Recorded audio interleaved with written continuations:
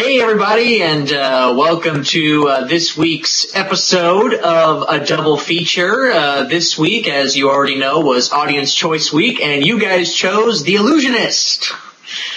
So, brought to you by popular demand, we watched The Illusionist this week, and hopefully you did too, and now's that fun time of the week where we get to talk about the things in the film we like, things in the film we didn't like. So, with that being said, Derek, my first question, probably no surprise to you.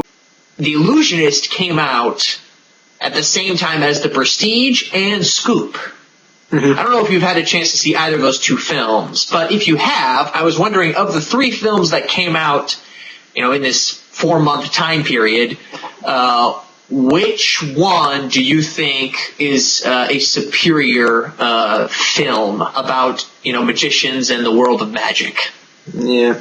I haven't seen Scoop, so we'll put that one aside. Okay. All right, so we'll just do Illusionist and Prestige, I guess. Yeah. Out of the two, I think I prefer The Illusionist. Okay. Yeah, No, fair enough. I really wrestled back and forth about this because I just feel like they're very different movies. Mm-hmm. I feel like The Illusionist, it's just this forbidden love story, I thought that was a fun take, but I feel like The Prestige is more of a traditional, what lengths do magicians go to not only have this great trick, but then keep that trick, making it so people can't figure it out. Very different, but I agree with you. I think after watching The Illusionist this time around, and I had a chance to also watch The Prestige, but after watching both this past week, yeah, I think The Illusionist is a better film just because it raises so many interesting questions kind of about society and about social status, if you will, and I think it makes for a much more interesting film to talk about. Sure. If you like, and the ending was just so. Oh, sorry. Oh yeah, I was going to say, if you liked that, you should watch Ingmar Bergman's The Magician. This was made back in the 50s by that master director.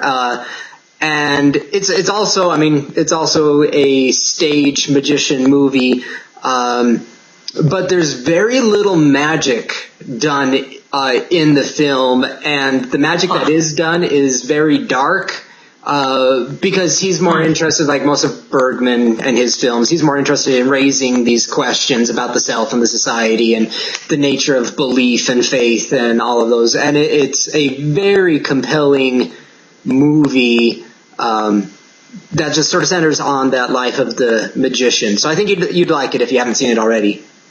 Okay, I haven't seen that one.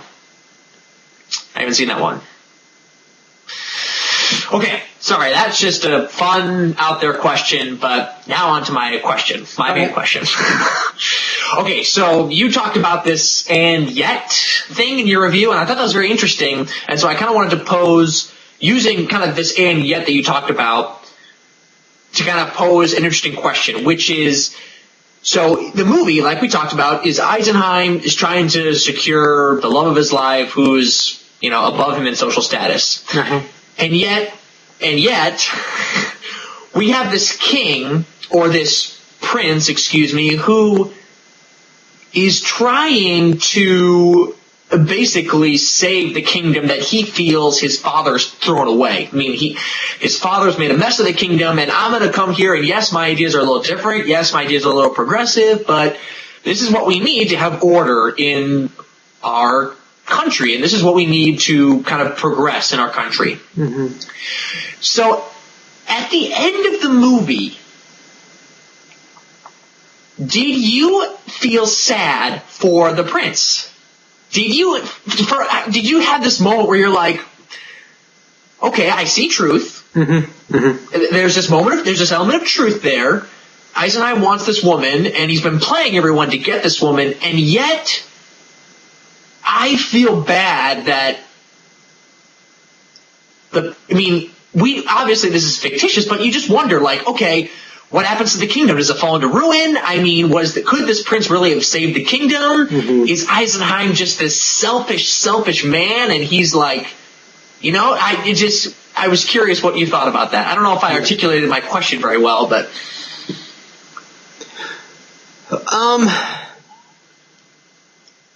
I think going off of the movie and what the movie wanted me to feel, no, I didn't really feel sorry for the prince. I don't think the movie wanted us to feel sorry for the prince. All sympathy was on Eisenheim. He was the sympathetic character. The prince was... I mean, he might have been innocent of the charges against him, but he still was a jerk. Right. And I think as long as that plays, I think this is where the and yet comes in. On the one hand, we keep saying, we want justice. We want justice served. And yet, if we can tell that there's a genuine love story going on over in this corner, and progressive principles going over on this corner, at the core, I think human beings are more romantic than anything, and so we jump over to this, even though we recognize what they're doing is wrong, it's manipulative, it's all of that, but we root for that. We want to see love conquer all, even if that means sort of the expense of this jerk's life. Yeah. I think it might have been a harder question if the prince was a sympathetic character, but then I don't know if we would have a love story as much as we would have a tragedy. Right. And see, and that was, there was this moment where you think, okay, he's completely innocent. I mean, obviously she's alive and he didn't kill her. I mean, there was that rumor about, oh, he's killed a woman before, so whether that's true or not, we the audience aren't privy to that information. But there's that moment where you realize it's all just this huge setup. And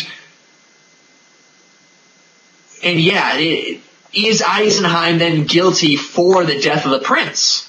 I mean, I know that's, maybe the movie wasn't driving that way, but ultimately that's kind of where my mind went, was just, okay, let's think about the repercussions of this. So this man basically kills the king, or is the cause for the king's death, the king's son's death, and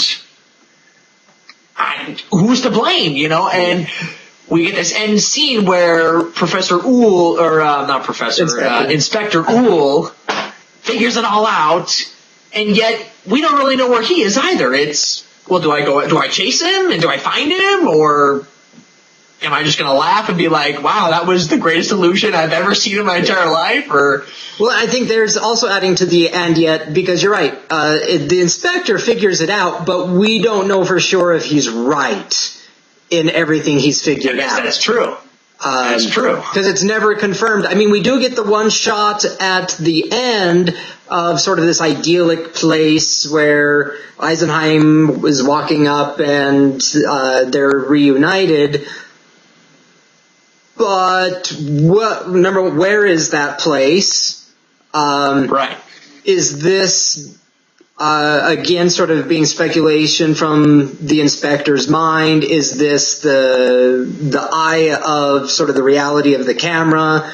I mean, is this supposed to be a real place? Is this heaven if they're both dead? There's lots of sort of what ifs wrapped in there that the and yet will not let us shake, because it's never confirmed. We just see the image. They don't even talk. That's true. So we don't, I wouldn't say the interpretation of it is 100% clear. You are left with an untidy, ambiguous ending.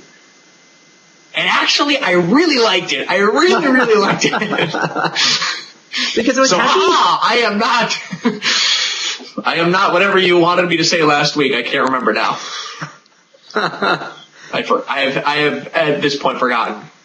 But you're right. I mean, and I think this is what makes movies so interesting to me, is because a lot of films but have these, these grand almost what if or this and this scenarios that then we, the audience, are sort of left to gauge, okay, who is right and who is wrong, and sometimes the director answers, and obviously I like those directors. Sometimes it's not, and sometimes I'm okay with that. But what I love so much is that it gives us, the audience, a chance to realize what's most important to us, right? So whether the director wanted me to feel bad for the prince sort of doesn't matter in the end, because I felt bad for him, regardless of whether that was his intention or not. Because of me, who I am, this is how I see the world, and I paint with these colors, and right, exactly. So, but the part of your review that I found so fascinating was this element of truth, that all of us are sort of drawn to that element of truth, and whether we then believe it and support it or not, or whether we have these moments of romance where, oh, I know that's true, but I still want Rocky to win, and and whatever. But I agree that we need to discover for ourselves, essentially, kind of where we are, and then hopefully movies will just remind us of what life could be like. Which is what I always hope for. All right, everybody. Well, that brings our discussion to a close for today. Thanks for joining us. If you have any thoughts about what we've been talking about, please let us know in the comments section below. We'd love to know what you thought of the film itself, and if you thought there was a villain, and what you think this and yet principle or theory means to this film in particular and other films in general. So let us know your thoughts in the comments section below. As always, you can follow us on Facebook and Twitter and see all the fun things that we do throughout the week and whatever. But I hope you guys have actually, by the time you watch this, it'll already have been Thanksgiving, but I hope you guys have a nice Black Friday and a good Thanksgiving, and we'll see you guys next week. Till then, be sure to watch good movies.